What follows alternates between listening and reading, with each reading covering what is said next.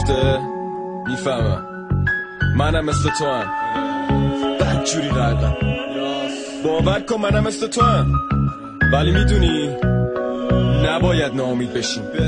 نه باور کن بدتر غرق میشیم.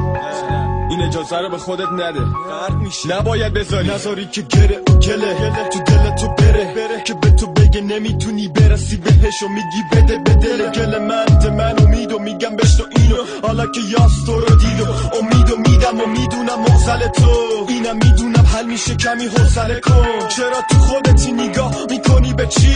منم مثل تو ندارم دیگه پولی به چی؟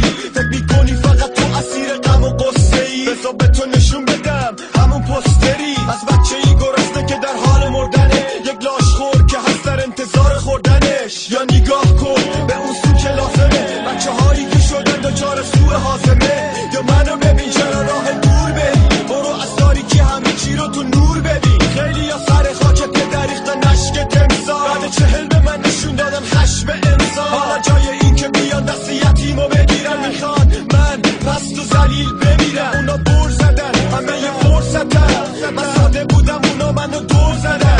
وقتی سخت در آوردن یه نور ساده، منم و خرج یه خونواده.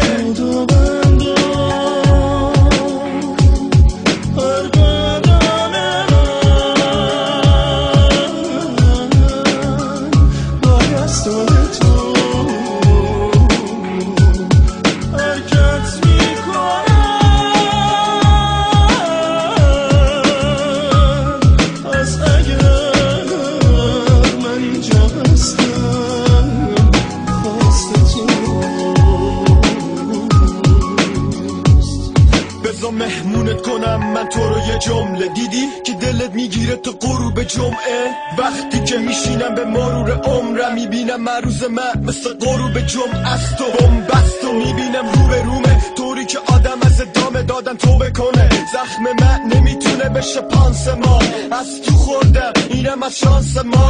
یکی داره میگه که خودتو نباس، من برو دیگه بالای طبقه 12. نه اونقدر داری مثل انصاری فضا بری، نه اونقدر مثل شهرام جزایری. میدونی تیر روزی مثل سایه باز دنبالت، ول کن این زندگی رو باز کن بالتو. یا خودتو بکش و راحت کن، کارتو درسته و دیگه باید مرد. اما حسی میگه به این حرفا غلبه کن، به جاش تمام آهنگا پر از کلمه کن و قلم تو بردار و بگو که این درد تو رو آماده میکنه واسه فرداره. من با درد خراشیده شدم و در عوض محکم و تراشیده شدم. این که چیزی نیست من دیدم از این بدتراش، پله های ترقیه واسم هر خراش.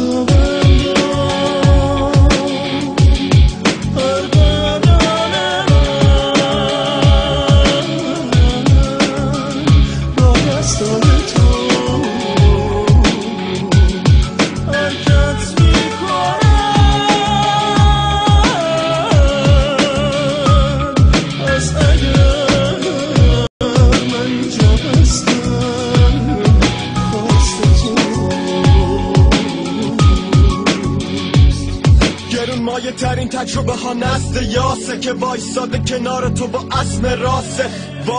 واضح تو میخونه تا به دنیاس اومده بالا ز ویرونه ها. تو میدونی که مشکل تمومی نداره، نمیشه رو سرت افقی و عمودی نباره. این ماییم که بایی دردا کنارایی، وقت سختی سب کن خشم و بزا پایی. تو دو راهی زندگی که راست و چپه، برو به راست اسم خدا باز رو لبه. هر اشتباهی واسه من و تو یه تجربه درسه، خدا نمیرسونه بار کج رو به منزه.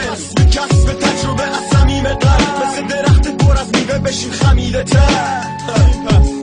باید اینو بدونی که بدترین شرایط زندگی من و تو